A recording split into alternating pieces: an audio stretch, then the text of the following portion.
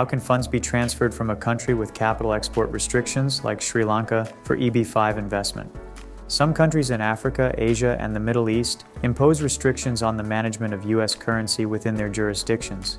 So how can prospective EB-5 investors from these countries meet EB-5 funding requirements while abiding by their home country restrictions?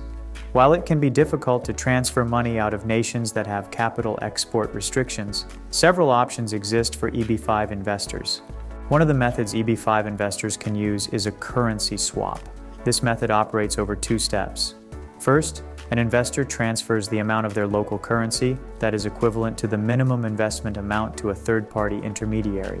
Then, upon receipt of the transfer, the intermediary will transfer the investment funds to the appropriate EB-5 escrow account in US dollars. There are three types of currency swaps depending on who or what is acting as the third-party intermediary.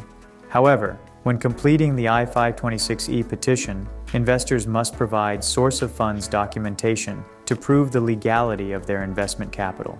The difficulty of this process depends on which avenue an investor chooses to take. Investors in this situation should consult an experienced EB-5 attorney to decide on the best course of action.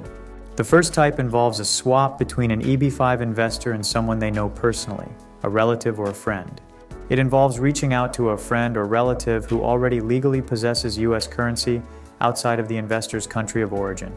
If they accept, both parties can move forward with the two-step process detailed earlier. The second type of currency swap occurs with a licensed money exchanger instead. Investors who choose this method often have the easiest time proving the lawful source of their third party's funds because the company is licensed to operate as an official currency exchange agency. The third type of currency swap involves unlicensed, unknown third parties.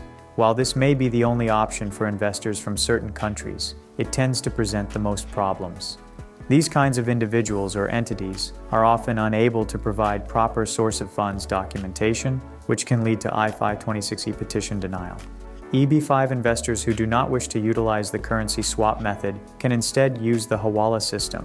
This system is an informal method of transferring money without any money physically moving from one place to another. It is generally used in the Middle East, Africa, and on the Indian subcontinent. However, a distinguishing aspect of the Hawala system is how there is often very little written record documentation of transactions. Naturally, this can lead to problems when demonstrating investment source of funds.